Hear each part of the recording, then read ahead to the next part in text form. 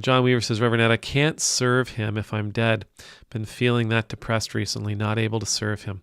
Feel unworthy like others, need to be worthy. Feel it that serving God is important to me. Okay, I'm going to do about those sentences that you sent me, that comment that you sent me, John, is I'm going to absolutely reject the idea that you need to be worthy. No, that flies in the face. That flies in the face of Christianity. It's not that we have to be worthy. We are worthy through him. We're worthy through God.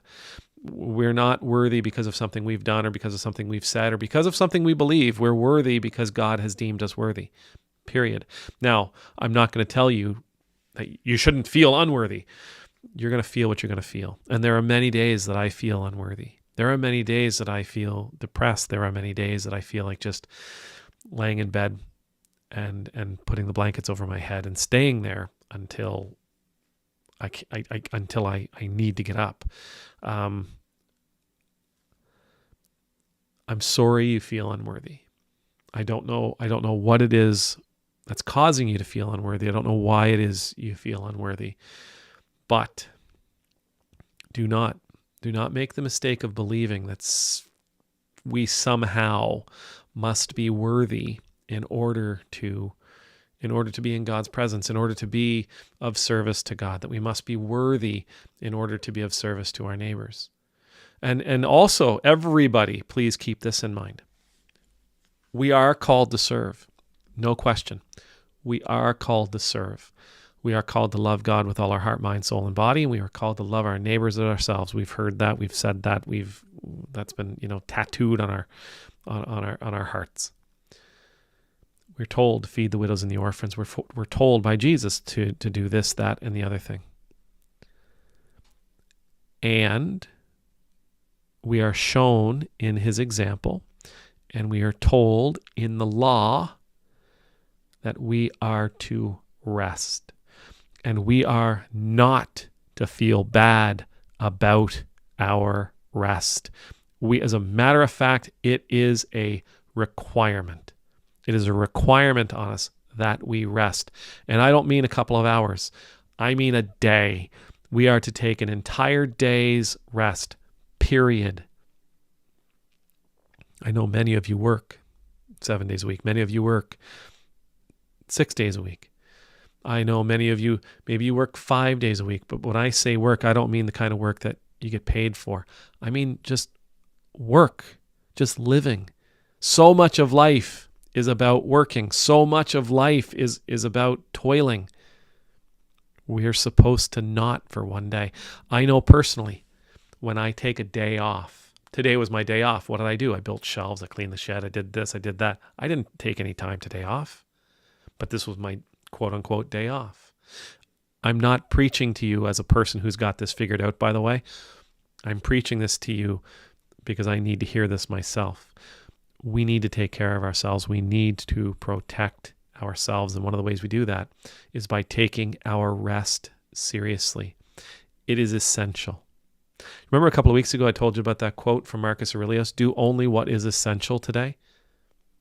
Okay.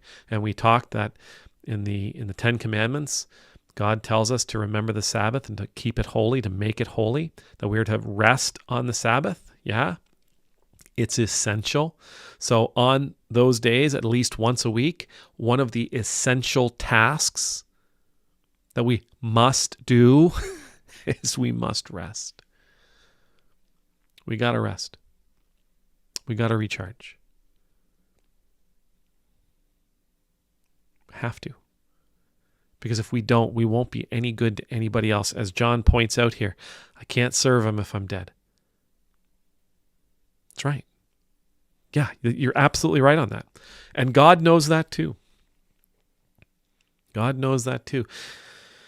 Jesus, Jesus' example is Jesus' example on the Sabbath isn't great in that it's vocalized a whole lot. But his example of leaving, his example of going away, and going up onto a mountainside, going up onto a hillside, just going off to be by himself. That was him in his Sabbath mode.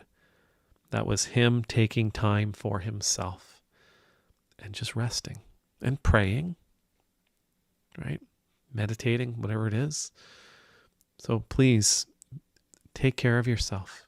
It is an essential task in your week to rest. It's an essential task to take that Sabbath day. Without it, we can't maintain a pace where we're able to help the people that are in need. And then there's going to be days, I know this is going to suck, there's going to be days when, but I really need to do this today. You can't. You might have to say no. You might have to say no. Today is sacred rest. I'll help you tomorrow. But I'm afraid today I got to take care of this essential task. And yes, I know somebody out there is going to say, but the Sabbath, you weren't made for the Sabbath. The Sabbath was made for you. And therefore, like Jesus healed that man who was crippled on the Sabbath, shouldn't we? I know. There's a balance to be had here.